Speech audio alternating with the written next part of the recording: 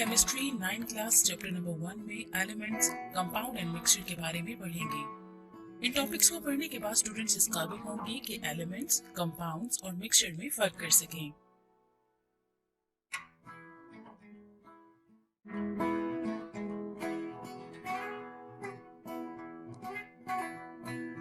Elements इब्तदाई दौर में 9 एलिमेंट्स यानी carbon, gold, silver, tin, mercury, lead, copper, iron और सल्फर मालूम थे। इस जमाने में समझा जाता था कि एलिमेंट्स ऐसी शिया हैं जिन्हें आम कीमियाई अमल के जरिए तोड़कर सादा तरीन अज्जा में तब्दील नहीं किया जा सकता। 19वीं सदी के इख्तिताम तक 63 एलिमेंट्स दरियाफ्त किए जा चुके थे, जबकि अब दरियाफ्तशुदा एलिमेंट्स की तादाद 118 तक है, जिनमें से 92 कुदरती तौर पर पाए जाने वाले एलिमेंट्स हैं। एलिमेंट की जदीद तारीफ ये है कि ये एक ऐसी शय है जो एक ही किस्म के एटम्स पर मुश्तमिल होती है, जिनका एटॉमिक नंबर यकसा होता है और इसे कीमियाई तरीकों से सादा तरीन शय में तब्दील नहीं किया जा सकता। इसका मतलब ये हुआ कि हर एलिमेंट मखसूस किस्म के एटम से मिलकर बनता है। कुदरती तौर पर एलिमेंट्स आजाद और मुत्तहिद दोनों सूरतों में पाए जाते हैं। दुनिया में जितने भी एलिमेंट्स हैं वो कशरे अर्ज, समंदरों और कुर्रे हवाई में मुख्तलिफ मिकदारी निस्बतों से मौजूद हैं। कशरे अर्ज ऑक्सीजन 47%, सिलिकॉन 28%, एल्यूमिनियम 7.8%, ऑक्सीजन समंदर में 86%, हाइड्रोजन 11%, क्लोरीन 1.8%, कुर्रा हवाई नाइट्रोजन 78%, ऑक्सीजन 21%, ऑर्गन 0.9%। तबई तौर पर एलिमेंट्स ठोस, माया और गैस तीनों हालतों में हो सकते हैं। एलिमेंट्स की अक्सरियत ठोस हालत में पाई जाती है, मसलन सोडियम, कॉपर, जिंक और गोल्ड वगैरह। सिर्फ 2 एलिमेंट्स यानी ब्रोमीन और मरकरी माया हालत में होते हैं। चंद एलिमेंट्स गैस की हालत में होते हैं, जिनमें नाइट्रोजन, ऑक्सीजन, क्लोरीन और हाइड्रोजन शामिल हैं। एलिमेंट्स को उनकी बास खसूसियात की बुनियाद पर मेटल्स, नॉन मेटल्स और मेटलाइट्स में तकसीम किया जाता है। 80% के करीब एलिमेंट्स का शुमार मेटल्स में होता है। केमिस्ट्री में एलिमेंट्स को सिंबल से जाहिर किया जाता है जो इन एलिमेंट्स के अंग्रेजी, लातीनी, यूनानी या जर्मन नामों का मुखफ़फ़ होते हैं। अगर ये सिंबल एक हर्फ पर मुश्तमिल हो तो इसे कैपिटल हर्फ से लिखा जाएगा, मसलन हाइड्रोजन के लिए कैपिटल H, नाइट्रोजन के लिए कैपिटल N और कार्बन के लिए कैपिटल C वगैरह। अगर सिंबल 2 हरूफ पर मुश्तमिल हो तो पहला हर्फ कैपिटल और दूसरा स्मॉल होगा, जैसा कि कैल्शियम के लिए C capital A small, sodium के लिए N कैपिटल A स्मॉल और क्लोरीन के लिए C capital L small. Element की एक मुनफरिद खासियत उसकी वैलेंसी है। ये दरअसल एक एटम की दूसरे एटमों के साथ मिलने की इस्तेदाद होती है। इसका इन्हिसार एटम के आखिरी शेल में मौजूद इलेक्ट्रॉन्स की तादाद पर होता है। सादा कोवलेंट कंपाउंड्स में वैलेंसी एलिमेंट के एक एटम से मिलाप करने वाले हाइड्रोजन एटम्स की तादाद या उस एलिमेंट के एक एटम से बनने वाले बॉन्ड्स की तादाद है। मिसाल के तौर पर क्लोरीन, ऑक्सीजन, नाइट्रोजन और कार्बन की वैलेंसीज बिलतरतीब 1, 2, 3 और 4 हैं। इन एलिमेंट्स के एक एटम के साथ हाइड्रोजन के एटम्स मुख्तलिफ तादाद में मिलकर बिलतरतीब HCl, H2O, NH3 और CH4 कंपाउंड्स बनाते हैं। सादा आयनिक कंपाउंड में वैलेंसी से मुराद इलेक्ट्रॉन्स की वो तादाद है जो कोई एटम अपने आखिरी शेल में 8 इलेक्ट्रॉन्स यानी ऑक्टेट को मुकम्मल करने के लिए खारिज या हासिल करता है। ऐसे एलिमेंट्स जिनके वैलेंस शेल में 3 या उससे कम इलेक्ट्रॉन्स हों, अपने ऑक्टेट को मुकम्मल करने के लिए उन इलेक्ट्रॉन्स को खारिज करने की तरजीह देते हैं। मिसाल के तौर पर सोडियम, मैग्नीशियम और एल्यूमिनियम के वैलेंस शेल्स में बिलतरतीब 1, 2 और 3 इलेक्ट्रॉन्स पाए जाते हैं। ये एटम उन इलेक्ट्रॉन्स को खारिज करके बिलतरतीब 1, 2 और 3 वैलेंसी के हामिल हो जाते हैं, जबकि दूसरी जानिब ऐसे ग्रुप के वैलेंस शेल में 4 या 4 से ज्यादा इलेक्ट्रॉन्स हों, वो अपना ऑक्टेट मुकम्मल करने के लिए बाहर से इलेक्ट्रॉन्स हासिल करते हैं। मिसाल के तौर पर सोडियम, ऑक्सीजन और क्लोरीन के वैलेंस शेल में बिलतरतीब 5, 6 और 7 इलेक्ट्रॉन्स हैं। ये एटम अपना ऑक्टेट मुकम्मल करने के लिए बिलतरतीब 3, 2 और 1 इलेक्ट्रॉन्स हासिल करते हैं। चुनांचे ये एटम बिलतरतीब 3, 2 और 1 वैलेंसी जाहिर करते हैं। रेडिकल्स एटम्स के ऐसे ग्रुप को कहते हैं जिस पर कोई चार्ज होता है। चंद आम एलिमेंट्स और रेडिकल्स की वैलेंसीज टेबल नंबर 1.2 में दिखाई गई हैं। चंद एलिमेंट्स और रेडिकल्स के सिंबल्स और valencies. Element sodium, symbol Na, valency 1। Potassium, symbol K, valency 1। Silver, symbol Ag, valency 1। Magnesium, symbol Mg, valency 2। Calcium, symbol Ca, valency 2। Barium, symbol Ba, valency 2। Zinc, symbol Zn, valency 2। Copper, symbol Cu, valency 1, 2। Mercury, symbol Ag, valency 1, 2। Iron, symbol Fe, valency 2, 3। Aluminium, symbol Al, valency 3। Chromium, symbol Cr, valency 3। Ammonium, NH4+, symbol, valency 1। Hydronium, H3O positive, symbol, valency 1। Hydroxide, OH negative, symbol, valency 1। Cyanide, Cn negative, symbol, valency 1। Bisulphate, HSO4-, symbol, valency 1। Bicarbonate, HCOO3-, symbol, valency 1। Hydrogen, symbol H, valency 1। Chlorine, symbol Cl, valency 1। Bromine, symbol Br, valency 1। Iodine, symbol I, valency 1। Oxygen, symbol O, valency 2। Sulphur, symbol S, valency 2। Nitrogen, symbol N, valency 3। Phosphorus, symbol P, valency 3, 5। Boron, symbol B, valency 3। Arsenic, symbol As, valency 3। Carbon, symbol C, valency 4। Carbonate, symbol CO3-2, valency 2। Sulphate, symbol SO4-2, valency 2। Sulphide, symbol SO3-2, valency 2। Thiosulphate, symbol S2O3-2, valency 2। Nitride, symbol N3-, valency 3। Phosphate, symbol PO4-3, valency 3। कुछ elements एक से ज्यादा valency जाहिर करते हैं, यानी उनकी valency variable कहलाती है। मिसाल के तौर पर फेरस सल्फेट FeSO4 में आयरन की वैलेंसी 2 है, जबकि फेरिक सल्फेट Fe2SO4 थराइस में आयरन की वैलेंसी 3 है। अमूमन एलिमेंट के लातीनी या यूनानी नाम मसलन फेरम को तब्दील करके उसके आखिर में OUS लगाकर कम वैलेंसी को जाहिर किया जाता है, जैसे फेरस और IC लगाकर ज्यादा वैलेंसी को जाहिर किया जाता है, जैसा कि फेरिक। आइए बच्चों एनिमेटेड वीडियो से समझते हैं।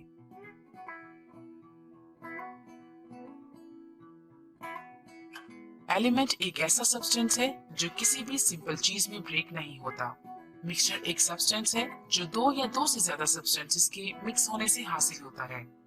ताहम ये फिक्स प्रोपोर्शन के साथ नहीं होता और ये ही केमिकल बॉन्डिंग होती है। आखिर में कंपाउंड्स दो या ज्यादा एलिमेंट्स के केमिकली कंबाइन होने से हासिल होता है। हम यहाँ सल्फर और आयरन की मिसाल लेंगे। हम 4 तरह के टेस्ट करेंगे। पहला टेस्ट अपीयरेंस टेस्ट है। ये एक सिंपल टेस्ट है। आयरन डार्क ग्रे क्रिस्टल रखता है, जबकि सल्फर ब्राइट येलो पाउडर है।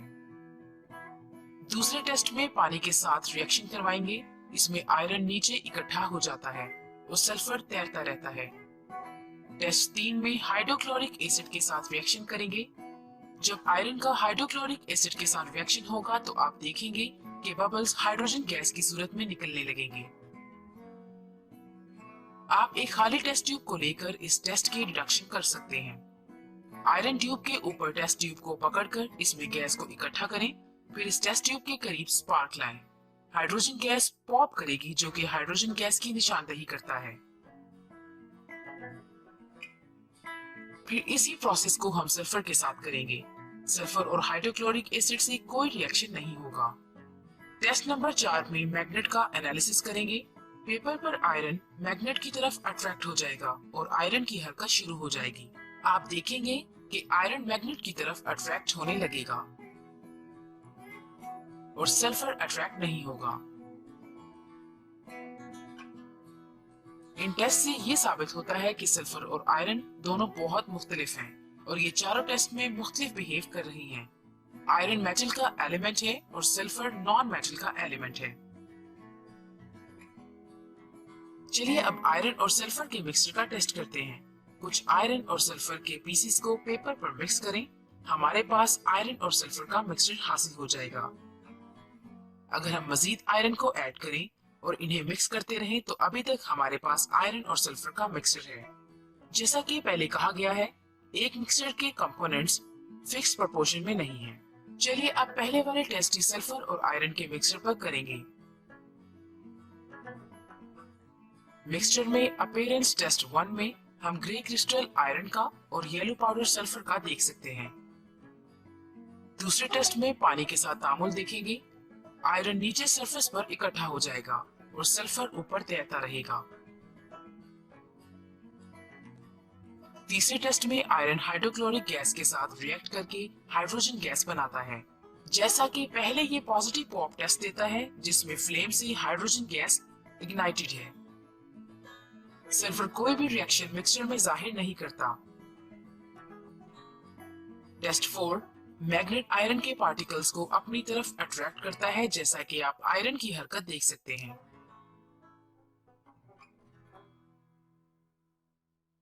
لیکن سلفر میگنیٹ کی طرف ریئیکٹ نہیں کرتا اور علیحدہ ظاہر ہو رہا ہے.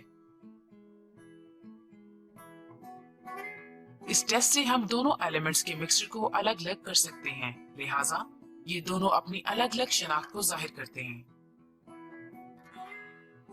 چلیے اس طرح کے مزید 4 ٹیسٹ کرتے ہیں. آئرن اور سلفر کے مکسچر کو ہیٹ کریں جس سے آئرن اور سلفر کیمیکلی بانڈ بنا لیں جو کہ آئرن سے سلفائڈ کی کمپاؤنڈز بناتا ہے. چلیے دیکھتے ہیں کمپاؤنڈ کیا بیہیو دکھاتا ہے. اپیرنس ٹیسٹ 1 میں کمپاؤنڈ بلیک سالڈ بن جائے گا اور یہ سلفر اور آئرن سے مختلف نظر آئے گا. واٹر میں یہ کمپاؤنڈز نیچے بیٹھ جائے گا اور الگ نہیں ہوگا. ٹیسٹ 2 پانی کا ایکشن. پانی میں آئن 2 سلفائڈ کمپاؤنڈ سنک ہوتا ہے اور یہاں سیپریشن نہیں ہوتی. ٹیسٹ 3 میں ہائیڈروکلورک ایسڈ کے ساتھ ریئیکشن میں یہ فیوم ظاہر کرے گا لیکن یہ گیس ہائیڈروجن سلفائڈ ہوگی جو کہ ٹاکسنگ ٹیسٹ دیتی ہے. جب HCl آئن 2 سلفائڈ میں ایڈ کیا جاتا ہے تو ببلز بنتے نظر آتے ہیں لیکن گیس ہائیڈروجن سلفائڈ ہوگی. ٹیسٹ 4 میں پیپر کے نیچے میگنیٹ کو حرکت دیں تو یہ کمپاؤنڈ حرکت کو ظاہر کرے گا لیکن یہ ایک دوسرے سے الگ نہیں ہوں گے. آئیے ایک ایجوکیشنل گیم یا سیمولیشن سے ایلیمنٹس کو ڈیٹیل سے دیکھتے اور سمجھتے ہیں.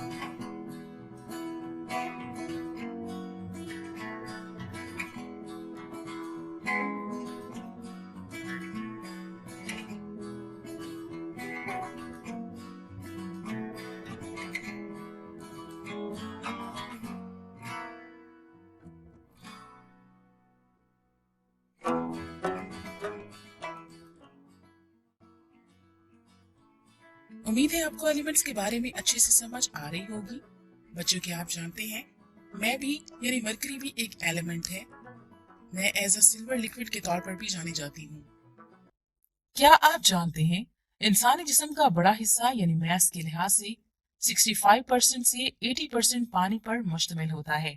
انسانی جسم کا 99% حصہ 6 ایلیمنٹ سے مل کر بنا ہے یعنی oxygen 65%، carbon 18%، hydrogen 10%، nitrogen 3%، calcium 1.5% اور فاسفورس 1.5%. کمپاؤنڈز کیا ہیں آئیے اس کے بارے میں جانتے ہیں. کمپاؤنڈ ایک ایسی شے یا سبسٹنس ہے جو 2 یا 2 سے زیادہ ایلیمنٹس کی کیمیائی طور پر متعین نسبت بلحاظ میس کے ملنے سے وجود میں آتی ہے.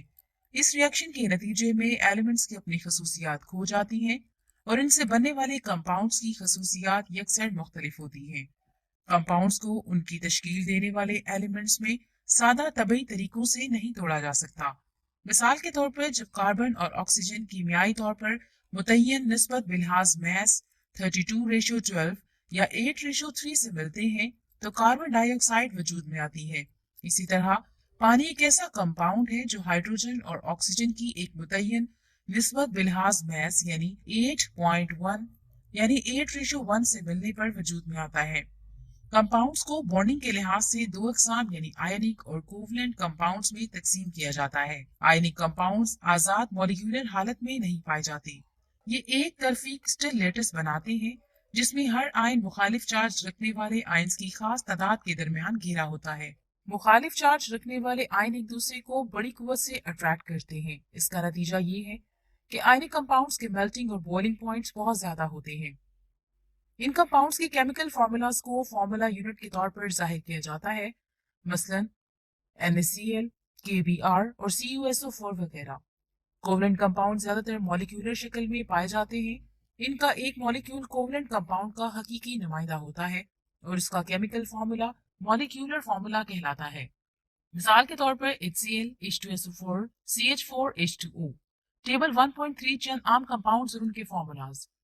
पानी H2O, सोडियम क्लोराइड, खाने का नमक NaCl, सिलिकॉन डाइऑक्साइड, रेत SiO2, sodium hydroxide, caustic soda NaOH, sodium carbonate, धोबी soda Na2CO3.10 water molecules, calcium oxide, coke lime CaO, calcium carbonate, limestone CaCO3, sugar C12H22O11, sulphuric acid H2SO4, ammonia NH3। आइए एक और video से समझते हैं। Compound की formation. Compound atoms के combination से बनते हैं। मिसाल के तौर पर वाटर, कार्बन डाइऑक्साइड, ऑक्सीजन और कुछ मिनरल्स जैसा कि एल्यूमिनियम ओर्स, Al2O3 और सोडियम क्लोराइड। ये तमाम कंपाउंड हैं। तमाम एलिमेंट्स सिवाय नोबल गैसेस के इनमें इलेक्ट्रॉन्स की तरतीब अनस्टेबल है। एलिमेंट को इक्विलिब्रियम की हालत हासिल करने के लिए आउटर शेल में मैक्सिमम इलेक्ट्रॉन्स रखना एलिमेंट की नेचुरल टेंडेंसी कहलाता है। ये अनस्टेबल हालत है। इसमें दूसरे एटम्स के साथ केमिकल बॉन्ड के जरिए इलेक्ट्रॉन्स की स्टेबल तरतीब हासिल की जा सकती है। केमिकल रिएक्शन में सिर्फ वैलेंस इलेक्ट्रॉन शामिल होता है। जब दो या ज्यादा एटम्स मिलकर स्टेबल कंपाउंड बनाते हैं तो केमिकल बॉन्ड बन जाता है। एटम के इकट्ठे होने से दो तरह की बॉन्डिंग, आयनिक बॉन्डिंग और कोवलेंट बॉन्डिंग होती है। आयनिक बॉन्ड मेटल एटम के इलेक्ट्रॉन्स के ट्रांसफर से बनते हैं, जबकि कोवलेंट बॉन्ड में नॉन मेटल्स की शेयरिंग होती है।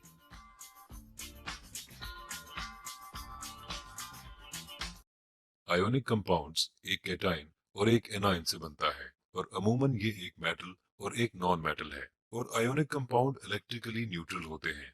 केटाइन्स और एनाइन्स का चार्ज मुख्तलिफ होता है और जैसे कि पाओला अब्दुल ने 1989 में अपने गाने में कहा कि मुखालिफ एक दूसरे को खींचते हैं और वो इलेक्ट्रोस्टैटिक फोर्सेस आयंस को इकट्ठा रखती हैं। और आयोनिक कंपाउंड्स को आयोनिक बॉन्ड कहा जाता है। बॉन्ड्स के अंदर जो कंपाउंड बनता है वो न्यूट्रल होता है। ये केमिकल फार्मूला सोडियम क्लोराइड के लिए है। ये फार्मूला एटम्स की किस्म और तादाद को जाहिर करता है। मादा के एक नुमाया छोटे से यूनिट में ये एक बहुत उम्दा सादा नुमाइंदगी करता है, लेकिन ये पूरा सच नहीं है। आयोनिक कंपाउंड्स मजमूई तौर पर पॉजिटिव और नेगेटिव चार्ज वाले आयंस के मुसलसल पैटर्न वाले मजमूए पर मुश्तमिल होता है। लिहाजा आयंस की सबसे छोटी होल नंबर्स के तनासुब की बात करें तो हम इसे फार्मूला यूनिट कहेंगे, बजाय कि हम इसे मॉलिक्यूल कहें। सोडियम क्लोराइड के लिए यहाँ रेशियो 1:1 है, सोडियम टू क्लोरीन की। लेकिन मैग्नीशियम क्लोराइड जैसे मुख्तलिफ आयोनिक कंपाउंड्स में मैग्नीशियम टू क्लोरीन की रेशियो 1:2 है। सबस्क्रिप्ट आपकी रेशियो बताने में मदद करेगा। ज्यादातर आयोनिक कंपाउंड्स रूम टेम्परेचर पर क्रिस्टलाइन सॉलिड्स होते हैं। आयोनिक कंपाउंड्स एटमी सतह पर क्रिस्टलाइन साख्त में अहम किरदार अदा करते हैं, जो आम आंख से भी देखा जा सकता है। जैसा कि सोडियम क्लोराइड के क्रिस्टल में आयोनिक कंपाउंड का भी आमतौर पर मेल्टिंग पॉइंट ज्यादा होता है। जब इन्हें पिघलाया जाए या पानी में हल किया जाए तो केटाइन्स नेगेटिव इलेक्ट्रोड्स की तरफ खींचते हैं और एनोइंस पॉजिटिव इलेक्ट्रोड की तरफ चलने लगते हैं, जिसकी वजह से बिजली पैदा होती है। सिर्फ नोबल गैसेस कुदरती तौर पर मौजूद होती हैं एक सिंगल एटम के तौर पर। पीरियोडिक टेबल के दूसरे तमाम elements partially field valence shells या बैरूनी इलेक्ट्रॉन शेल्स रखते हैं। एटम्स अपने बैरूनी शेल्स में स्वैप करने या इलेक्ट्रॉन्स शेयर करने से बॉन्ड बनाते हैं। जब बहुत मुख्तलिफ एटम्स जैसा कि मेटल्स और नॉन मेटल्स रिएक्ट करती हैं तो वो नॉर्मली इलेक्ट्रॉन्स बदल देती हैं। ये आयनिक बॉन्डिंग है। लेकिन जब एक जैसे एटम्स जैसा कि नॉन मेटल्स दूसरी नॉन मेटल्स के साथ रिएक्ट करती हैं तो वो इलेक्ट्रॉन शेयर करते हैं। ये कोवलेंट बॉन्डिंग है। आइए अब हम कुछ सवालात के जवाब सोचते हैं। इंसानी जिस्म में कितने फीसद ऑक्सीजन पाई जाती है? In human body the percentage of oxygen is. जरा सोचिए बच्चों। जी हाँ, 65%। उम्मीद है आप इस मरकरी के साथ आज का लेक्चर खूब एंजॉय कर रहे होंगे। याद रखिए, हमें हमेशा इस्तेमाल करना चाहिए एलिमेंट्स के लिए मयारी कीमियाई सिंबल्स, कंपाउंड्स के लिए कीमियाई फॉर्मूले, साइंसी इस्तेलाहात के लिए मौजू खसूसी मुख्तफात, साइंस में इस्तेमाल होने वाले तमाम कांस्टेंट के लिए मयारी वैल्यूज और एसआई यूनिट्स। मिक्सचर्स क्या होते हैं?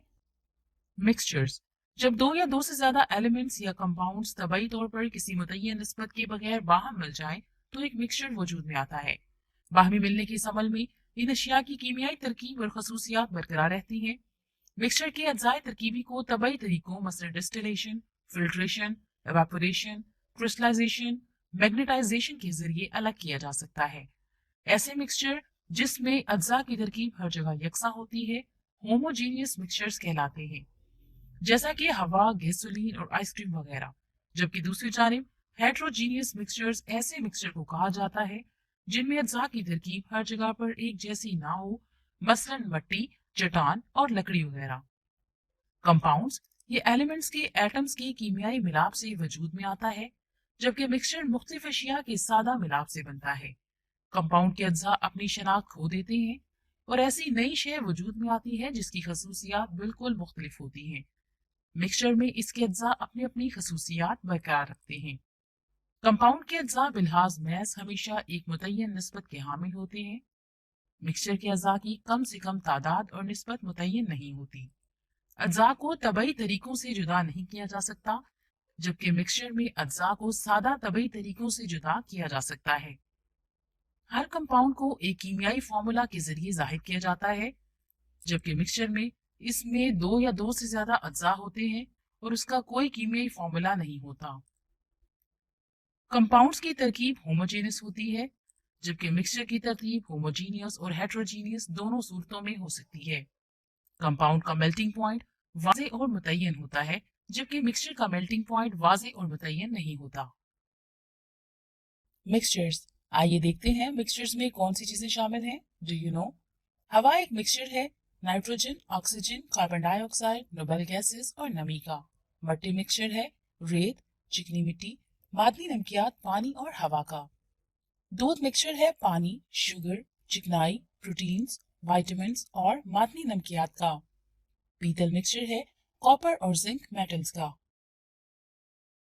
उम्मीद है आपको एलिमेंट्स, कंपाउंड्स और मिक्सचर्स के दरमियान फर्क अच्छे से समझ आ रहा होगा। आइए मिक्सचर से रिलेटेड एक एजुकेशनल गेम से समझते हैं।